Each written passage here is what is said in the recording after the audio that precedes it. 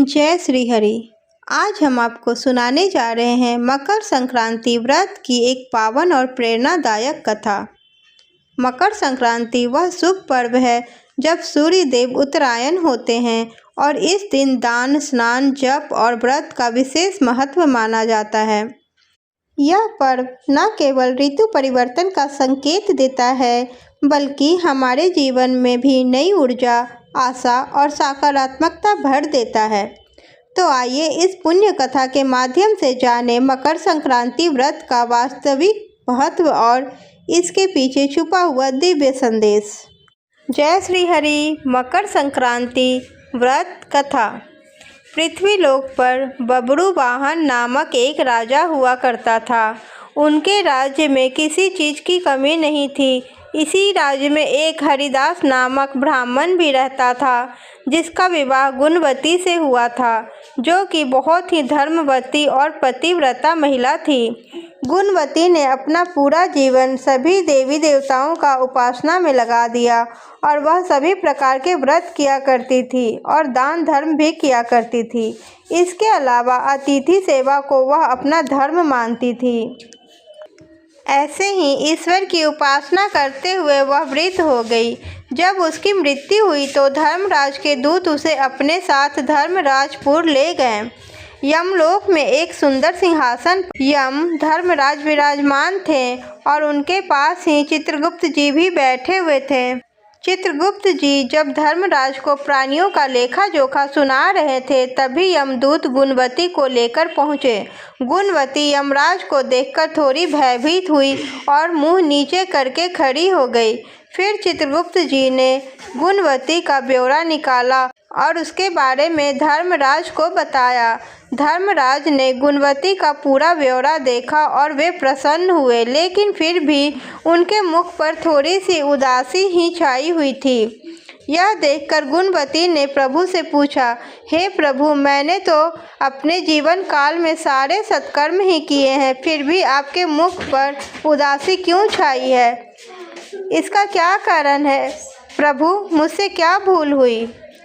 धर्मराज ने कहा, हे देवी, तुमने सभी देवी देवताओं के व्रत किए हैं, उपासना भी की है, लेकिन कभी भी तुमने मेरे नाम का कुछ पूजा पाठ नहीं किया या दान धर्म नहीं किया। धर्मराज की बात सुनते ही गुणवती क्षमा याचना करने लगी और कहने लगी, हे प्रभु, मुझे आपकी उपासना के बारे में कुछ पता ही नहीं है। कृपया करके मुझे ऐसा उपाय बताइए प्रभु, जिससे सभी मनुष्य आपकी कृपा के पात्र बन सके।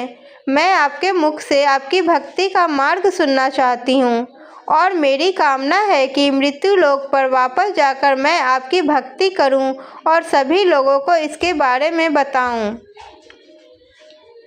यमराज ने बताया, जिस दिन सूर्य देव उत्तरायण में प्रवेश करते हैं, यानी मकर संक्रांति के दिन मेरी पूजा शुरू करनी चाहिए और उस दिन से लेकर पूरे 1 माह तक मेरी पूजा करते हुए ये कहानी सुननी चाहिए। साथ ही मेरी पूजा करने वाले व्यक्ति को धर्म के इन 10 नियमों का पालन भी अवश्य करना चाहिए। धीरज रखना चाहिए, यानी संतुष्ट रहना चाहिए। अपने मन को वश में रखना चाहिए और सभी को क्षमा करना चाहिए। किसी प्रकार का दुष्कर्म नहीं करना चाहिए। मानसिक और शारीरिक शुद्धि का ध्यान रखना चाहिए। अपनी ज्ञानेंद्रियों को वश में रखना चाहिए। बुरे विचारों को अपने मन में ना लाना चाहिए। पूजा पाठ और दान पुण्य करना चाहिए। व्रत करना और व्रत की कहानी सुनना चाहिए। सच बोलना और सभी से अच्छा व सच्चा व्यवहार करना चाहिए। क्रोध नहीं करना चाहिए।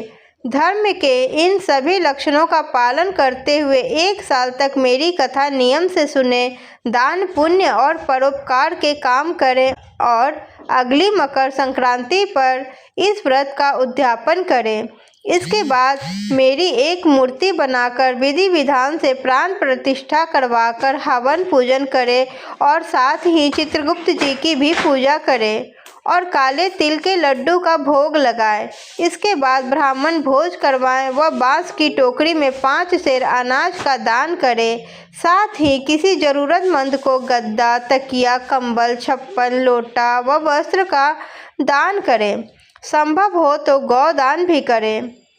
धर्मराज के व्रत की पूरी कथा सुनकर गुणवती ने पुनः धर्मराज से प्रार्थना की कि हे प्रभु, मुझे फिर से मृत्युलोक में जाने दीजिए, जिससे मैं आपका व्रत कर सकूं, साथ ही इस व्रत का प्रचार भी लोगों में कर सकूं। इस पर यमराज ने गुणवती को धरती लोक पर फिर से जाने दिया। धरती पर वापस आकर गुणवती ने धर्मराज द्वारा बताए गए व्रत के बारे में अपने पति देव को बताया। मकर संक्रांति आते ही गुणवती और उनके पति ये व्रत शुरू कर दिए। इसी व्रत के प्रभाव से उन पर धर्मराज की कृपा हुई और उन्हें मोक्ष की प्राप्ति हुई। तो मित्रों, यह थी मकर संक्रांति व्रत की पावन कथा, जो हमें सिखाती है कि सच्चे मन से किया गया दान, भक्ति और सेवा कभी व्यर्थ नहीं जाती। इस दिन शुभ दिन पर हमें अपने भीतर के अहंकार, क्रोध और नकारात्मकता को त्याग कर प्रेम, करुणा और सद्भाव को अपनाना चाहिए। भगवान सूर्य देव की कृपा से आपके जीवन में सुख शांति आए। धन्यवाद।